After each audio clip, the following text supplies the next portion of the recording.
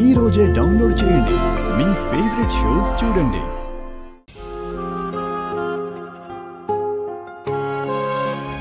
వదలమ్మని ఒక్కసారి చెప్తే నీకు అర్థం కావట్లేదా?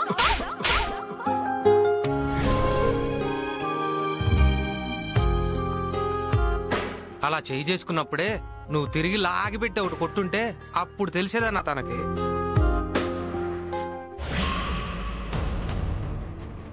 ఒకటా రెండా ఎన్ని చేసావన్నా అమ్మాయి కోసం?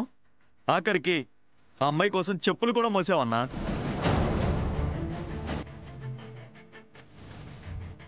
మొన్నేమో గుళ్ళో నీ చొక్కా ఇచ్చి ఆమె పరువు కాపాడావు.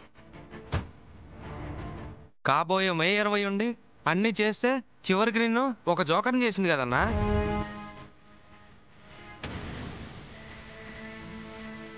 నిన్ను చూడాలంటేనే జనం భయపడిపోతా. మరే అలాంటిది ఆఫ్టర్ ఆల్ ఒక అమ్మాయి నిన్ను చంపదెబ్బ కొట్టడం నేను తట్టుకోలేకపోయాన్నా.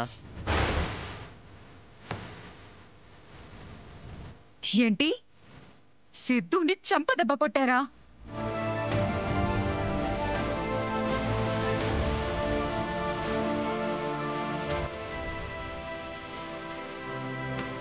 సిద్ధు, నిన్ను కొట్టిందెవరు?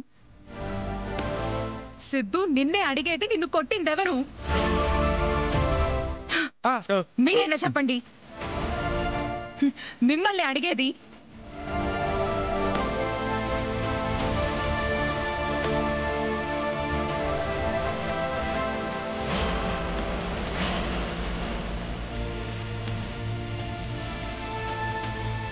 అది నా సిద్ధుని కొట్టడం ఏంటి? ఇప్పుడే వెళ్ళి దాని సంగతి తేలుస్తాను. ఆగు.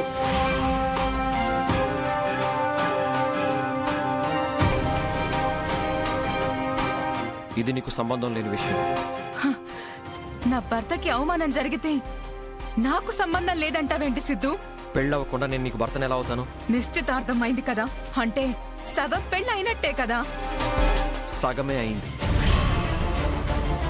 సగంలోనే ఉండు. ఇంకోసారి ఇలా పర్సనల్ విషయాల్లో జోక్యం చేసుకుంటే బాగుండదు చెప్తున్నా.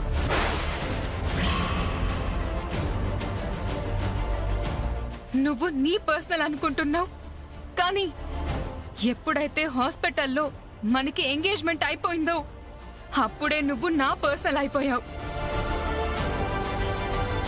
అయినా నువ్వు నన్ను అపార్థం చేసుకుంటున్నావు సిద్ధు.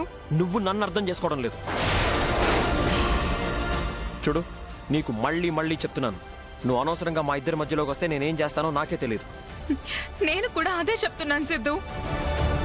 ఆ తులసి అనవసరంగా మన మధ్యలోకి దూరితే దానికి ఎలా బుద్ధి చెప్పాలో నాకు బాగా తెలుసు.